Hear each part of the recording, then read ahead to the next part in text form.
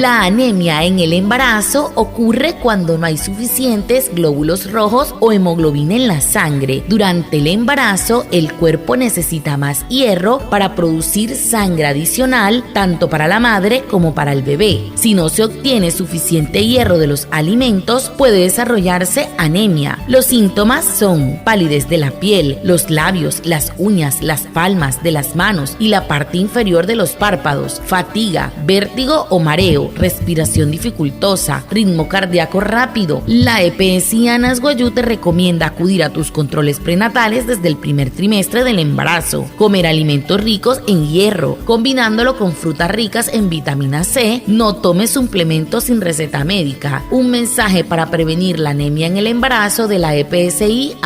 Wayuu. Teputs anemia mnakat mashakat no horinwan Wayuu kotto inte ishakat sanai glóbulos rojos mosari hunti chocolatum tu washaka wanewer waku sanai este sutsen que tu wesken que te sanasi que tu wesken que wanewer waku warero tu Wayuu hietkat yara pashia e puoroin he hasha ta sanai este shkun he hasa intercaneri que hierro mono haka katra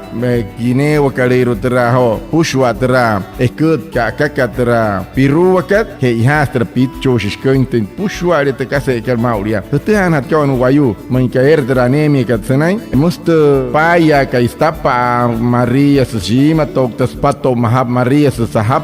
pushwaya no me ana ka istapa must paya ka isante Wayuu kat ipot como que mashare shia no intra pansa en squat pasen TPSI kana Wayuu musama hiya kana irumauria huna hana herut ka penetre control se ka choni por este hanta hana ir tu anuri kasar hai hai huma por kota te kasa akna kara chik huma se eskin hana hitre skura naska pansa ka squat por anai hana hi katseni hana hai hana ipuoru ke hikas chong uno tra rimuna ka pushware e kari rein hai rapan huma karari homa wane wairu kuwa.